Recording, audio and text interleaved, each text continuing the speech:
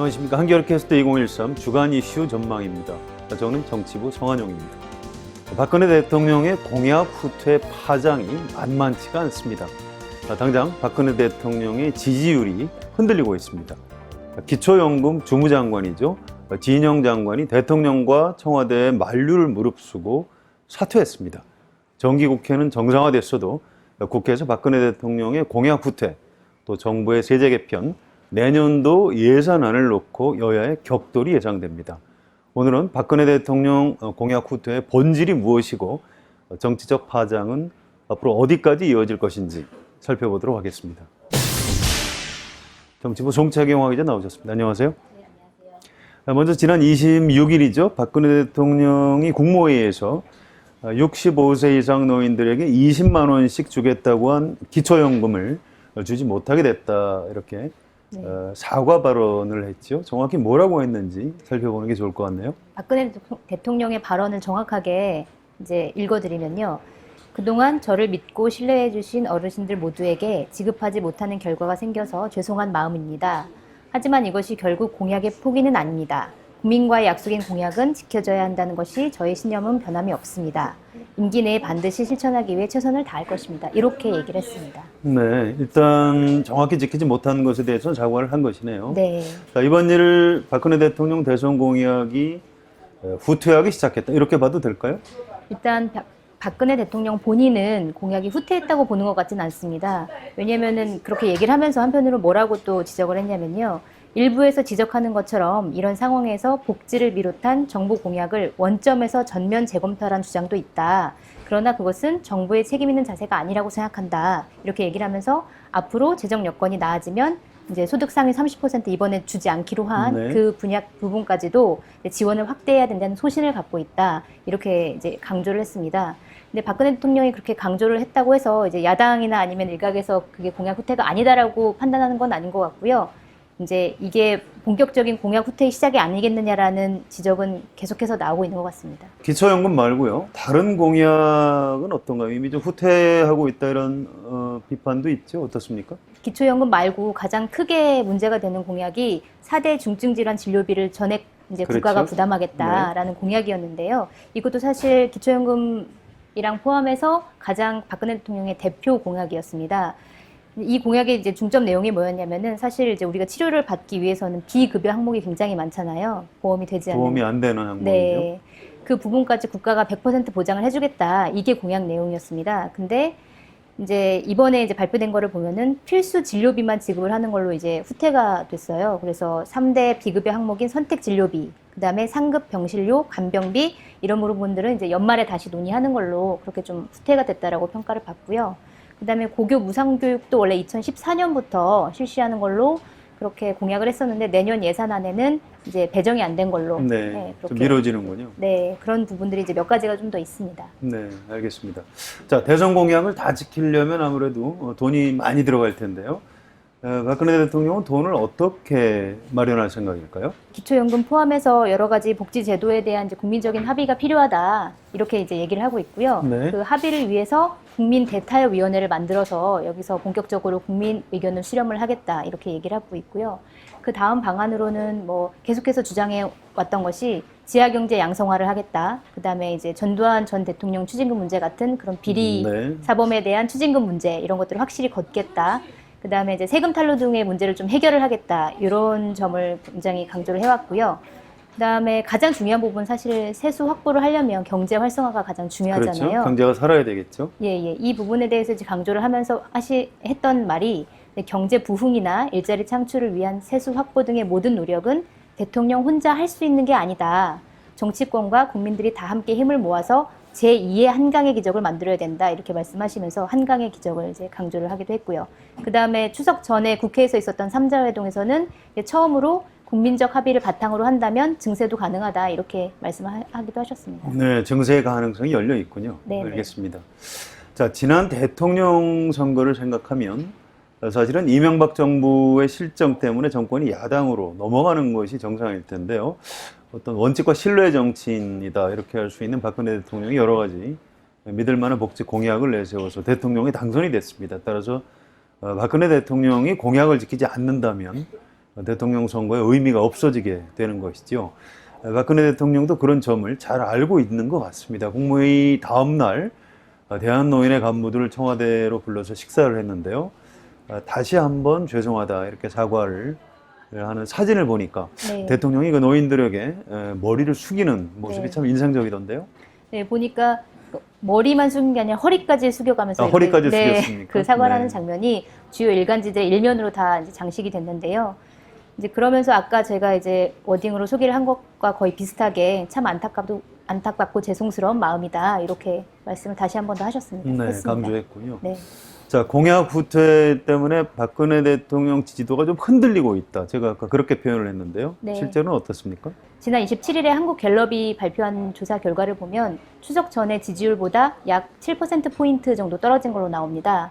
추석 전에는 67%였는데 60%로 줄어들었고요. 60%면 여전히 높긴 높은 거네요. 네, 여전히 높긴 높습니다. 네. 지지도가 처음에 인사파동 때 좀 심하게 떨어졌었고요. 그 이후에는 계속 60% 이상 고공행진이 계속돼 왔는데요. 자, 이번 그 공약 후퇴 파장 이후에 지지도가 어떻게 변화할까요? 송채경 의원님 어떻게 전망하십니까? 그러니까 사실은 예전에 박근혜 대통령의 지지율이 좀 떨어졌다가 다시 올라간 거에 대해서 분석을 해보면 그때 좀 여기 한겨레 캐스트 나와서 했었던 분석이 뭐였냐면은 그동안 정치적으로 민주당의 장외투쟁도 하고 여러 가지 문제가 많이 발생했었는데 도대체 왜 박근혜 대통령의 이제 지지율은 떨어지지 않을까라는 부분에 대해서 박근혜 대통령이 그런 여러 정치 현안에 대해서 좀 약간 떨어져 있는 듯한 이미지 그런 네. 것들 때문에 박근혜 대통령과 여러 가지 정치 사안은 분리돼 있었기 때문에 지지율이 이제 하락하지 않았다라는 분석이 있었는데 사실 이번 기초연금 같은 경우에는 박근혜 대통령 본인이 굉장히 강조하면서 했었던 공약이기 때문에 네. 이 부분과 박근혜 대통령의 이제 부분이 연관이 된다는 거죠. 그렇기 때문에 이제 지지율이 떨어진 것이고, 그렇지만 그럼에도 불구하고 이게 대폭으로 하락하지 않을 것이라는 것들이 이제 전문가들의 분석인데요. 그 이유 중에 하나가 이제 5, 60대 노인층의 박근혜 대통령의 지지율이 굉장히 공고하고 네. 그다음에 아직까지는 정권 초반이기 때문에 어쨌든 그런 기대감이라는 게 아직 살아있지 않겠느냐 이런 분석 때문에 대폭 하락할 거라고 보는 분들은 별로 없는 것 같습니다. 크게 떨어지지는 않을 것이다. 네. 그런 얘기네요. 자, 이번에는 진영 장관 파문을 좀 살펴볼까요? 진영 장관 사표가 결국 수리됐죠? 네, 오늘 오후에 수리된 걸로 발표가 됐습니다. 그러니까 애초에는 진영 장관 사의를 표명했을 때 정홍원 국무총리가 반려 의사를 밝혔는데요. 결국 진영 장관이 이제 어제 돌아가지 않겠다라는 의견을 반복해서 표명을 했고요. 그거에 의해서 깊은 유감을 표명하면서 사표를 수리한 걸로 발표가 됐습니다. 네. 자, 진영 장관은 박근혜 정권에서 굉장히 핵심적인 역할을 했던 사람이고요. 인수위원회 부위원장까지 지냈던 사람인데 도대체 왜 그만둔 것이죠? 진영 장관이 어제 29일, 그러니까 사실은 그동안 이제 모습을 나타내지 않다가 복지부 장관실 직원 결혼식에 참석을 했었거든요. 그래서 네. 그때 기자들한테 이제 얘기를 한 게 뭐였냐면은 기초연금을 국민연금과 연계하는 것에 자기가 이제 끊임없이 반대를 해왔다. 그리고 뭐 사실 보면은 청문회 할 때도 자기는 반대한다 이렇게 얘기를 했었거든요. 네. 그리고 이 뜻을 청와대한테도 끊임없이 전달을 했는데 이제 받아들여지지 않았다. 자기가 반대하는 이 법안에 대해서 어떻게 자기가 야당과 국민들을 설득할 수 있겠느냐 이렇게 얘기를 하면서 사의 표명을 했거든요. 그러니까 결국 사실은 청와대 안과 청와대가 원하는 안과 본인이 원하는 안이 달라서 그런 갈등 때문에 그만둔 것으로 그렇게 알려지고 있습니다. 그렇군요. 자, 궁금한데요. 지금 박근혜 대통령이 취임 첫 해라서 사실은 대통령이 가장 무서울 때거든요. 진영 장관은 박근혜 대통령 별로 무섭지 않은 모양이죠? 글쎄요. 진영 장관이 이번에 기자들을 만나서 한 얘기 중에 하나가 이건 양심의 문제다. 이렇게 양심의 문제다. 네, 네. 얘기를 하면서 사의 표명에 대해서 이유를 얘기를 했는데요. 그러니까 사실 진영 장관에 대해서 그분이 어떤 분인지에 대한 평가는 약간 엇갈리는 측면이 있어요, 정치권에서. 근데 기본적으로 지금까지 진영 장관이 해왔던 행보를 보면 자신의 판단과 다르다. 이렇게 본인이 생각을 했을 때 권력을 갖고 있는 사람이라고 하더라도 지체 없이 그 사람 곁을 떠나는 그런 행보를 많이 보여왔었습니다. 아, 그렇군요. 네. 자, 공약 후퇴에 대해서 새누리당 분위기가 궁금한데요. 당장 10월 30일 재보선이 있고 또 길게 보면 내년 6월에 지방선거가 있는데 여당한테는 아무래도 좀 악재가 아닐까요?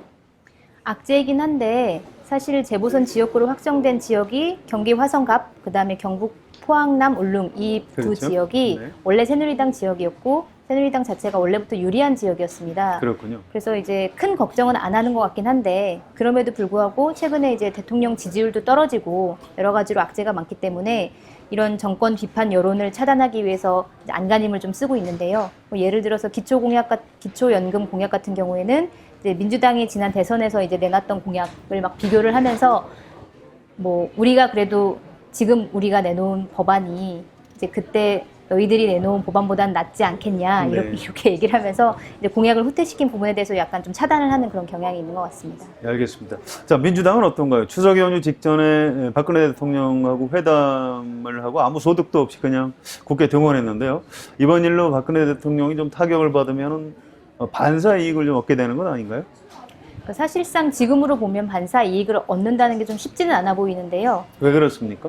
왜냐하면 민주당의 리더십 자체가 좀 많이 흔들리고 있는 상황이고 그다음에 박근혜 대통령의 지지율이 떨어졌다고는 하지만 그렇다고 해서 민주당의 지지율이 그거를 끌어간 건 아니거든요. 네, 민주당의 그렇군요. 지지율은 계속 낮아지고 있는 상황이기 때문에 민주당으로 이런 반사의 이익이 돌아가기는 쉽지 않을 것 같습니다. 네.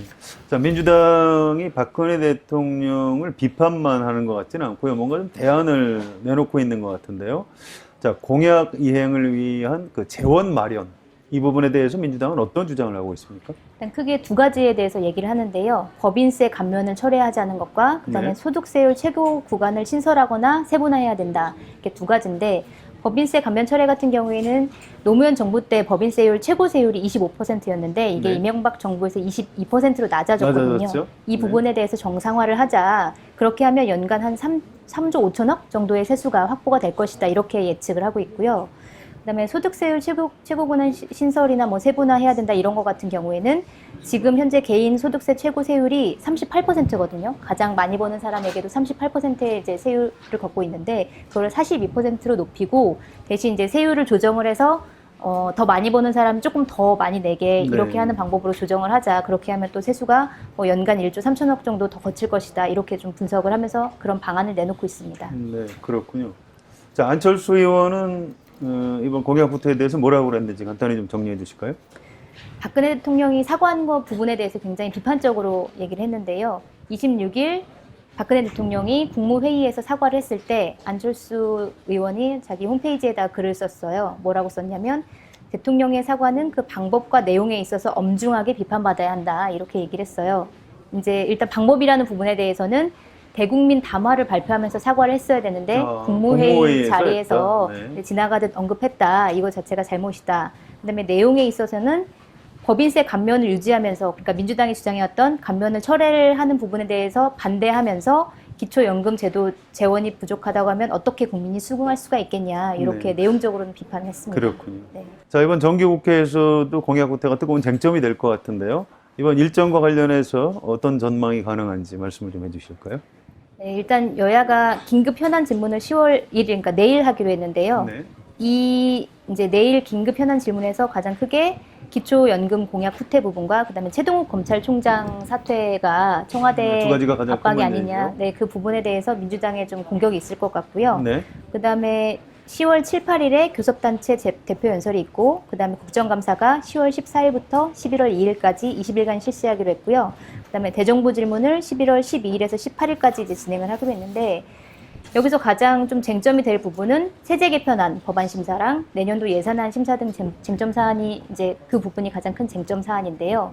네, 사실 그렇군요. 이 두 가지 부분에 대해서는 박근혜 정권과 민주당이 이제 가치나 정책 뭐 이런 면에서 정면으로 부닥치고 있거든요. 서로의 가치가 충돌되는 부분이 많고 그렇죠. 그다음에 사실은 서로 양보하는 부분이 있어야 되는데 박근혜 대통령이 국정원 개혁이나 이런 부분에 대해서 야당이 요구하는 바를 하나도 들어주지 않는 아직 하나도 양보 안 상황이거든요. 했죠. 네, 그렇기 때문에 야당도 우리도 양보할 수 없다 이런 입장을 좀 보이고 있는 것 같습니다. 알겠습니다. 자, 송채경화 기자가 보기에는 어떻습니까? 지금 박근혜 정권 아직 1년도 안 됐는데요. 성공할 것 같습니까? 성공한다 안 한다에 앞서서 저는 박근혜 정권이 성공하기를 정말 간절히 바랍니다. 네, 왜 그렇게 바라시죠? 왜냐하면 박근혜 정권이 성공을 해야 국민들도 잘 살고 저도 행복해지고 근데 그게 너무 당연한 원론적인 얘기고요.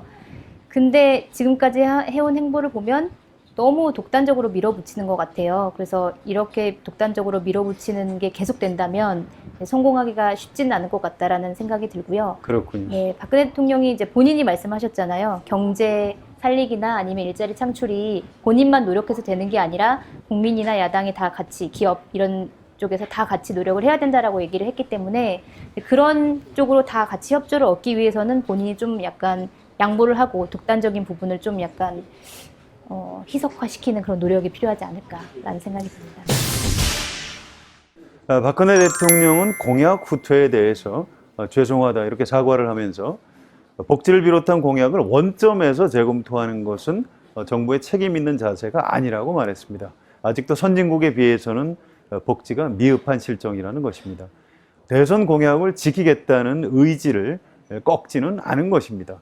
참 다행입니다. 문제는 앞으로 공약을 지킬 수 있느냐일 것입니다. 빨리 경제를 살려서 세수를 확보하는 것이 근본적인 대책일까요? 그렇지 않을 수도 있습니다. 우리나라 경제는 세계 경제와 맞물려 있습니다. 성장률을 끌어올리는 데는 한계가 있는 것입니다. 그렇다면 어떻게 해야 할까요? 대선 때 공약했던 국민 대타협위원회를 만들어서 국민들의 의견을 수렴하겠다 이렇게 밝혔는데요. 그렇습니다. 국민 대타협위원회가 옳은 방향일 수 있습니다.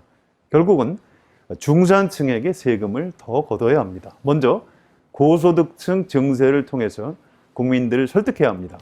압축 성장과 개발 독세로 지금까지 온갖 특혜를 받아온 기득권층의 저항을 물리치고 국민 대타협을 이뤄내야 합니다. 그래야 박근혜 정권이 성공하고 우리 국민들도 행복해질 수 있을 것입니다. 그게 바로 지난 대선에서 51.6%의 유권자들이 박근혜 대통령을 찍은 이유일 것입니다. 오늘 주간 이슈 전망은 여기서 마치겠습니다. 지금까지 정채경화 기자가 도움 말씀을 해주셨습니다. 정채경화 기자 수고하셨습니다. 네, 감사합니다. 저는 성환용이었습니다.